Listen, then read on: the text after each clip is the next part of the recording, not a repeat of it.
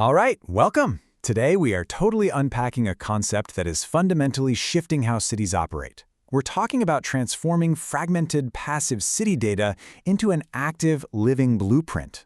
Let's explore the operational model that literally takes data off the digital shelf and puts it right to work. Consider this for a second. The city is no longer just a map. You know, a traditional static map. It doesn't show you the real-time temperature of a neighborhood, or how traffic is routing around a broken water main, or what residents are debating in a zoning meeting at this exact moment. We're shifting away from that static view into a totally AI-driven living environment. Which brings us to this massive everyday friction that city planners face.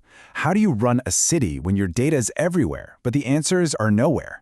I mean, mountains of spreadsheets, legacy GIS platforms, live IoT sensors, they're completely disconnected. City staff are basically spending half their time playing digital detective, just trying to piece together information across departments.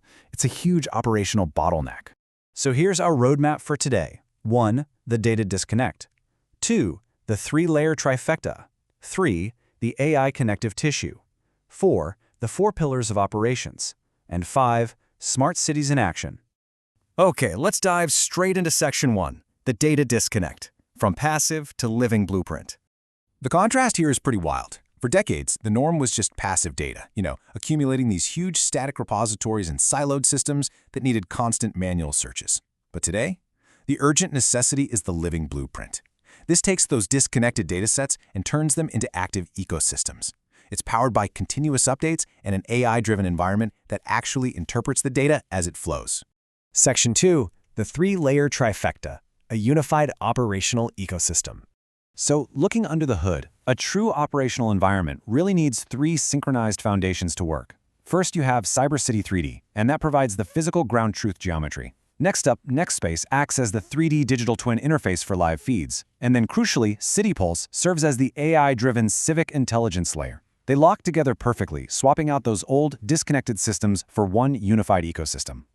And when those foundational blocks combine, you get this incredible driver's seat experience. It's not just a 3D model, right? It's this dynamic representation where every single element has spatial context.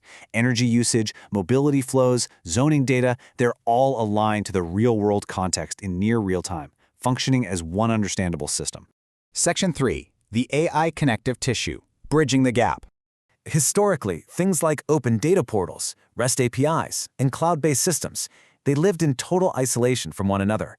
But now, AI steps in as the connective tissue. It's continuously reading, translating, and pipelining these totally disparate data streams, bridging them into a single, solid output of actionable understanding.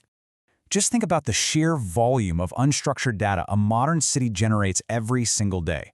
We're talking thousands of 311 service requests, incredibly complex building permits, real-time climate telemetry, and these super lengthy public meeting transcripts. Actually, to put that into perspective, a typical mid-sized city processes terabytes of this fragmented data every single year. So instead of an analyst spending weeks trying to manually correlate, say, a spike in complaints with a new zoning permit, the AI synthesizes all this noise in the background continuously. Section 4, 4 pillars of operations, how it works. All right, pillar 1 is all about automation. Imagine staring at a dense 50-page planning commission meeting transcript. Yeah, not exactly light weekend reading, right? Instead of a staff member sitting there manually extracting key decisions, the AI actually reads the transcript, recognizes something like a rezoning approval, and automatically turns that text into a glowing spatial signal right on the digital twin's parcel. It's a real game changer. Moving to the second pillar, let's see how this builds. Once the data is structured, the AI starts looking for patterns across all these different data sets. It generates contextual civic intelligence. So rather than just reacting to problems after they happen, city leaders get proactive briefings on emerging trends. They get forecasts on how a new development might impact traffic, and operational alerts tied directly to the spatial model. It essentially gives every city department a team of world-class AI analysts working 24/7. Pillar 3 focuses heavily on usability. All that complex operational data gets neatly structured into layered spatial logic. You've got zoning on top, transit signals below that, and asset forecasts resting perfectly on the city's physical geometry. You aren't cross-referencing 10 different spreadsheets anymore, you're visualizing relationships organically. Which brings us to the fourth and honestly probably the most impactful pillar, accessibility. Traditionally, to get this level of insight, you really needed a deep background in advanced GIS. Well, not anymore. Imagine a mayor or a city manager just typing a plain, natural language question into the interface, something like, forecast the impact of new commercial zoning on transit load. The AI processes that and instantly generates a visual scenario analysis right on the 3D map. It completely democratizes this high-level spatial intelligence, making it super accessible to the leaders who actually need to make the calls. Section 5. Smart Cities in Action. Real-World Proof. So, is this all just theoretical? The answer is a resounding no way. These platform concepts are active right now. We're seeing it from hubs in Arizona like Phoenix, Avondale, and Tempe, all the way to Miami, Florida, and San Francisco, California. This completely proves the scalability. Whether you manage a massive metropolis or a mid-sized district, the AI-driven approach scales perfectly to meet the exact same challenge of fragmented information. These cities are out there executing truly high-stakes tasks, things like capital planning and infrastructure investment, economic development and site analysis, climate resilience and environmental monitoring, along with everyday district operations and service optimization. And here's the absolute best part. They don't have to rip and replace their legacy systems. This technology just acts as a compounding layer, leveraging their existing investments in GIS and cloud infrastructure and making them infinitely more powerful. So, I want to leave you with this final, incredibly important thought.